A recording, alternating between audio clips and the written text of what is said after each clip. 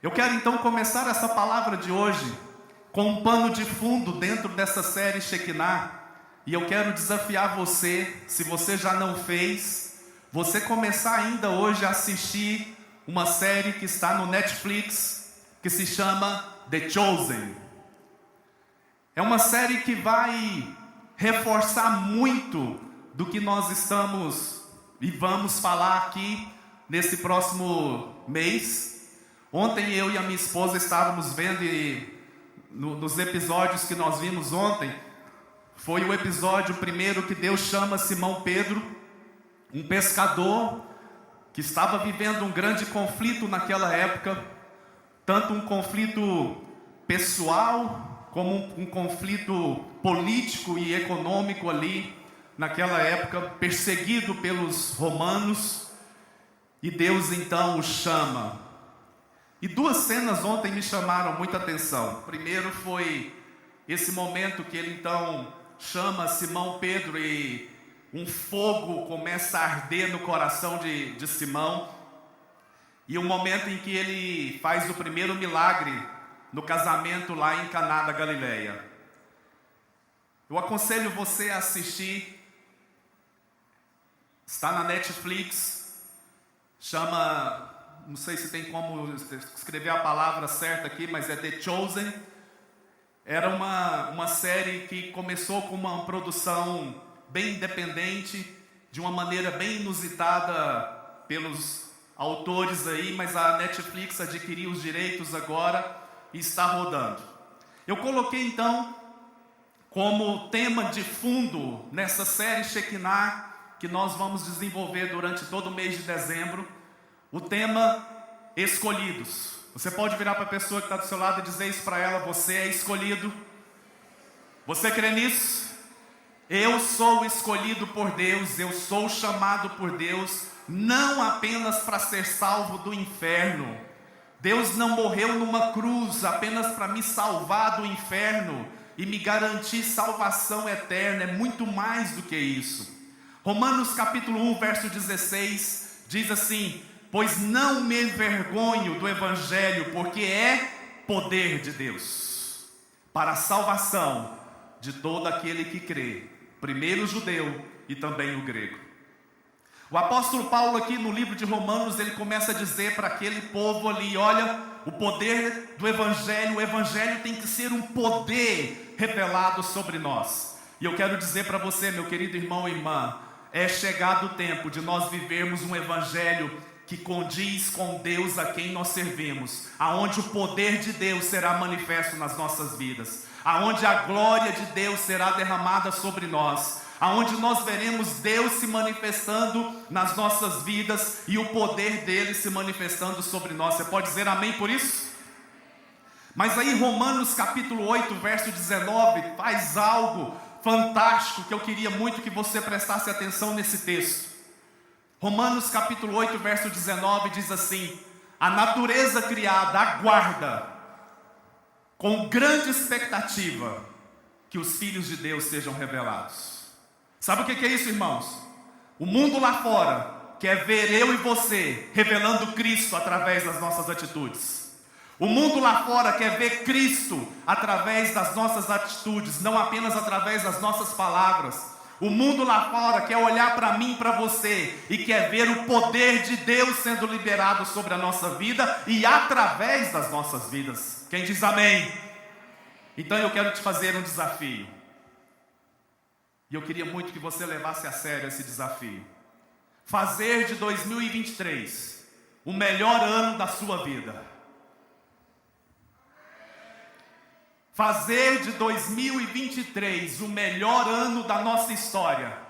Fazer de 2023 o ano aonde Deus será conhecido e o poder de Deus será manifesto nas nossas vidas. Mas isso não vai acontecer aqui na igreja. Isso não vai acontecer quando nós nos reunimos aqui como povo de Deus, levantamos as mãos e o adoramos, embora isso deve ser uma rotina para nós e uma certeza. Mas isso deve acontecer lá na sua casa, lá no seu trabalho, lá na sua escola, lá na sua rua, o poder de Deus sendo derramado sobre você e as pessoas olharem para você e vendo verdadeiramente 2023 está sendo o ano do meu vizinho, está sendo o ano do meu colega de trabalho, está sendo o ano do meu familiar aqui, porque eu vejo Deus se manifestando na vida dele. Você pode dizer amém por isso? Amém ou não, irmãos? Para isso, nós precisamos entender que Deus nos escolheu. É muito interessante quando você vê uma série, um filme, conhecendo a história, e você vai vendo aquilo criando uma sequência intencional, digamos assim, e nós vamos vendo ali o tanto que Deus, na sua sabedoria, Ele foi determinando cada coisa acontecendo, cada situação sendo estabelecida. Mas nós precisamos entender que não parou ali. Nós precisamos entender que o projeto de Deus não se encerrou na vida daqueles discípulos, daqueles homens e mulheres que um dia disseram sim para algo muito louco, irmãos. Se você acha que estar aqui nesta manhã, ouvindo falar de um Deus que você nunca viu, se você acha que estar aqui nesta manhã, ouvindo falar de um Jesus que você nem sequer sabe se de fato ele existiu ou não, é também muito louco pensar naquele povo que naquela época aguardava um Messias militarmente habilitado. Eles aguardavam por um homem que os iriam libertar do poder romano. Eles aguardavam um homem com toda a sua veemência, com toda a sua autoridade, que viria com todo sua pompa, digamos assim, de um grande general para libertá-los do poder romano, da escravidão romana, do império romano, que era tão massacrante ali naquela época. E de repente chega um homem simples, um homem objetivo, um homem que aproveitava situações das mais simples do dia a dia das pessoas, porque ele queria mudar corações. Então era difícil para aquelas pessoas olhar para Jesus, e ele era mais conhecido como mestre, como um professor, digamos assim, porque ensinava coisas que já haviam ouvido falar pela Torá naquela época, mas na prática não experimentaram ainda o funcionamento daquilo na prática, e Jesus veio então para poder ensiná-los de uma maneira prática. Se você acha que é difícil acreditar nesse Jesus, imagine aquele povo naquela época. Mas aí nós precisamos entender que o plano de Deus, ele não se limitou ao povo daquela época. O plano de Deus, ele continua, irmãos. E o plano de Deus agora tem eu e você como os escolhidos dele. E você devia dar brados de júbilo, você devia dar pulos de alegria, de saber que ele te escolheu. Você é escolhido, você é alguém que foi escolhido pelo dedo de Deus, porque Ele acredita em você, Ele acredita no seu potencial, Ele acredita no seu valor. O inimigo vai tentar com todas as forças te levar a viver uma vida medíocre, rasteira, mas Ele quer que você viva uma vida abundante, plena, aonde o poder dEle se manifesta na sua vida. Romanos capítulo 8, verso 29, diz isso, olha só. Pois aqueles que de antemão conheceu, também os predestinou, para serem conformes à imagem de seu Filho. Se você acha que não há razão nenhuma na sua vida, se você acha que não tem sentido nenhum na sua vida, você não sabe para que é que você veio ao mundo, eu quero te dar um ótimo motivo para você viver. Você nasceu para se parecer com Jesus Cristo. Você existe para ser conforme a imagem dele. Persiga isso com todas as suas forças. Não desista do primeiro deslize que você tiver. Não desista na primeira dificuldade que você enfrentar e você fala assim: ser cristão é difícil demais. É mesmo. mas o Deus que habita em nós há de completar a boa obra que Ele começou até o dia de Jesus Cristo, porque Ele nos ama, Ele nos chamou para sermos conformes à imagem dEle, do Seu Filho. Diga amém! E aí, para que Ele quer que você se pareça com Ele? Para se cumprir o plano redentor da cruz. O unigênito, o único filho que Deus tinha, deixa de ser o único para ser o primeiro. Sabe por quê? Você agora faz parte de uma linhagem real. Você agora faz parte de um povo escolhido e separado. Você agora pode deixar de ser criatura e você pode ser agora filho. Filho. Mas esse filho precisa expressar a imagem do Pai. E o diabo vai tentar levar você a se convencer de que isso é uma vida muito difícil, de que essa vida é uma vida que é para pouquíssimas pessoas, talvez só para os discípulos de Jesus. Não! Essa vida é possível para mim e para você. Eu e você temos uma missão nessa vida: nos parecermos com Jesus Cristo, nos parecermos cada vez mais com Ele, sermos feitos à imagem do nosso irmão, que deixa de ser o único e passa a ser o primeiro. Você pode olhar para essa pessoa que está do seu lado, bem nos olhos dela, deixar ela com muita vergonha e dizer para ela: até que você se parece com Ele.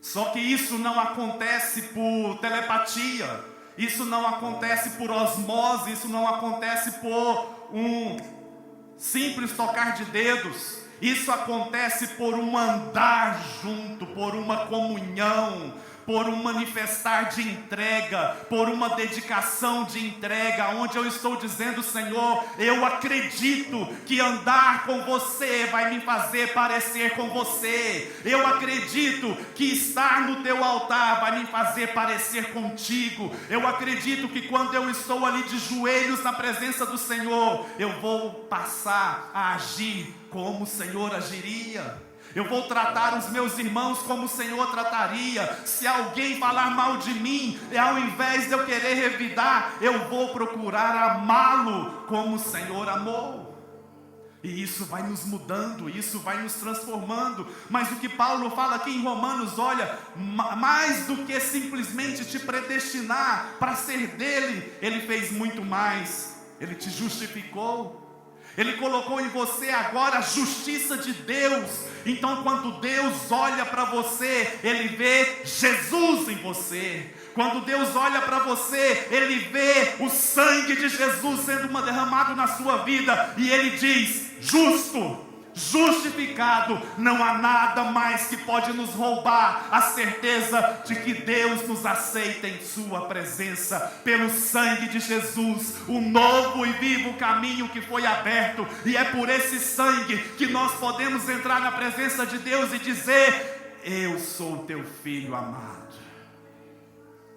Mas muito mais do que nos justificar, Paulo fala em Romanos 8:29, fomos também glorificados. Sabe o que é isso? Mais do que me lavar, mais do que me perdoar os pecados, Ele agora quer que eu reflita a glória dEle. E por onde nós passarmos em 2023, a glória de Deus será exalada através das nossas mãos, através dos nossos lábios, através dos nossos olhos, através do nosso coração. O poder de Deus será derramado na minha vida e na sua vida. Se você crê que Deus te escolheu, se você crê que Deus escolheu você, você pode fazer de 2023 o melhor ano da sua história. Diga amém. E eu quero então falar rapidamente sobre 5 coisas que eu coloquei aqui para nós entrarmos nesse novo tempo. Primeiro, precisamos acreditar que é um tempo de renovo. Precisamos acreditar que as coisas velhas ficaram para trás e que um novo ano vai começar. Isso não pode ser um jargão motivacional para você. Isso não pode ser uma frase de efeito emocional para você arrepiar aí no seu lugar, para você chorar talvez. Não! Isso precisa ser uma verdade na sua vida. Isaías capítulo 40, verso 31. Abra seu celular aí, a sua Bíblia, se você tem ela no seu celular, abre aí. Olha só. Mas aqueles que esperam no Senhor renovam as suas forças, voam alto como águias, correm e não ficam exaustos, andam e não se cansam. Eu não vou desistir. 2022 foi ruim, 2023 vai ser melhor. Eu não vou desistir. 2022 está difícil, 2023 vai ser o meu ano. Vai ser o ano da minha vitória. Vai ser o ano da minha restituição. Vai ser o ano da dupla honra na minha vida. Vai ser o ano onde a glória de Deus será derramada sobre mim. Eu transbordarei para a direita e para a esquerda. Eu verei os meus celeiros se enchendo. Eu verei a glória de Deus sendo derramada. Levante-se do seu lugar. Bem rápido, bem rápido. Erga a sua mão e diga: eu espero no Senhor. Diga mais forte: eu espero no Senhor. Eu renovo as minhas forças. Deus é minha fonte. Deus é a minha fonte. As minhas forças estão renovadas na presença do Senhor. Eu vou correr muito rápido. Não vou ficar exausto. Eu vou voar alto, nada pode me deter, porque a mão de Deus está sobre mim. Coloque a mão no ombro dessa pessoa que está do seu lado e diga: eu profetizo, na sua vida, 2023 será o teu ano. Você é escolhido. Voe alto, sonhe os sonhos de Deus e viva para manifestar a glória de Deus sobre a tua vida, em nome de Jesus. Podem se sentar. Acredite, meu irmão, as coisas vão melhorar. Eu vou dizer mais uma vez: acredite, as coisas vão melhorar. As coisas vão melhorar. As coisas vão melhorar. Isso não pode ser algo da boca para fora. Isso precisa ser fogo ardendo dentro de nós. Nós vamos voar alto. Nós vamos perseguir os sonhos de Deus. Nós não desistiremos. Nós não vamos desistir de acreditar nas promessas de Deus para nós. Segunda coisa: sonhe, planeje, ore e faça. Eu quero desafiar você a não faltar o próximo domingo. No próximo domingo nós vamos liberar o caderno de alvos que nós vamos fazer de uma maneira diferente esse ano. E nesse caderno de alvos nós vamos colocar ali na presença de Deus, e todas as vezes que nós olharmos para Ele, nós vamos profetizar que a glória de Deus será derramada sobre nós. Mas muitas vezes Deus vai nos cutucar, nos empurrar para podermos agir. Gênesis capítulo 12, verso 1 e 2 diz algo muito importante também. Uma cena onde Abraão recebe uma palavra de Deus, recebe uma promessa, e o Senhor disse para ele: sai da tua terra, do meio dos seus parentes, da casa de seu pai, e vá para a terra que eu vou te mostrar. Farei de você um grande povo, te abençoarei, tornarei famoso o seu nome, e você será uma bênção. Essa foi a promessa que ele recebeu. Essa foi a palavra que Deus deu para Abraão. Mas chegou o momento que ele teve que sair da sua terra. Chegou o momento que ele teve que agir. Chegou o momento que ele teve que pisar nas águas e acreditar: os céus vão se abrir e a palavra de Deus vai se cumprir na minha vida. Então nós queremos desafiar você a sonhar alto, a planejar os sonhos que Deus tem para você, a orar por esses sonhos. E nós vamos estar aqui todos os domingos, toda semana, orando pelos seus alvos e declarando: o poder de Deus será derramado sobre a sua vida. Mas chega a parte que você precisa agir, chega a parte que você precisa tomar a decisão de descruzar os seus braços e começar a crer que Deus vai te abençoar quando você pisar nas águas, quando você decidir fazer aquilo que talvez Ele está colocando no seu coração. Aquele momento em que você decidiu vencer o deserto, aquele momento que você decidiu sair dessa posição de resistência na sua vida, aquele momento que você desistiu de olhar para as dificuldades e que você começou a olhar para a luz e pela glória de Deus que está sobre a sua vida. Porque sem fé é impossível agradar a Deus. Você pode dizer isso? Sem fé é impossível agradar a Deus. Terceira coisa, nós precisamos de um novo estilo de vida. E eu quero desafiar a igreja, a começar de mim, que nós tenhamos um novo estilo de vida em 2023. Nós precisamos ser mais crentes, irmãos. Nós precisamos verbalizar mais a fé que nós temos em Deus.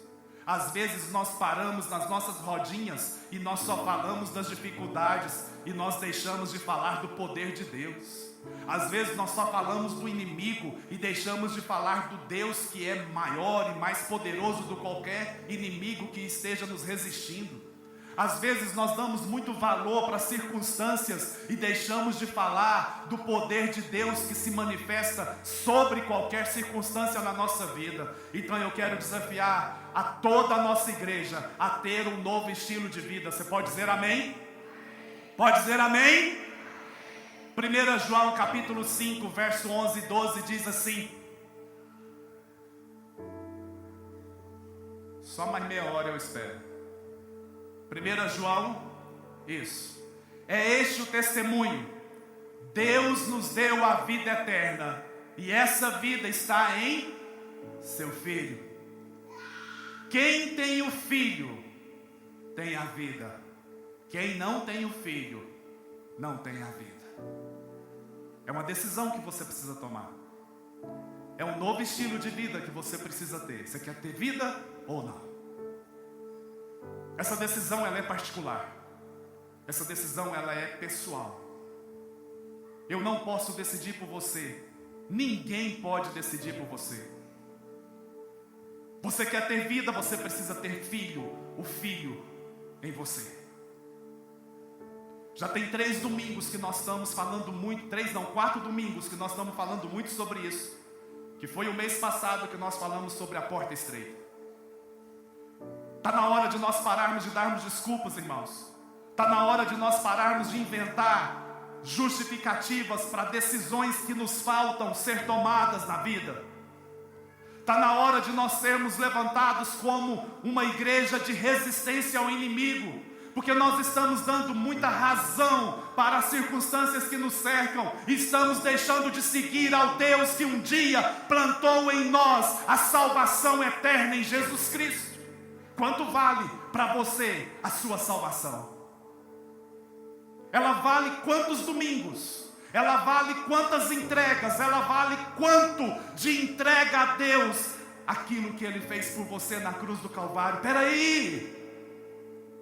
As pessoas hoje estão querendo simplesmente justificativas para balizar as suas escolhas erradas que têm feito. Escolhas baseadas nas emoções, escolhas baseadas nas dificuldades, escolhas baseadas talvez em circunstâncias difíceis que têm passado. E nos falta olhar para Jesus e dizer: eu tenho a vida de Deus em mim. Mas não é uma vida medíocre, não é uma vida rasa, não é uma vida rasteira, é uma vida plena e abundante. Diga amém. Quarto, precisamos ter ousadia e profetizar. Hoje eu quero dizer para você: Deus está nos levantando para começar a profetizar coisas extraordinárias acontecendo no nosso meio. 2 Reis, capítulo 7, verso 1 e verso 2.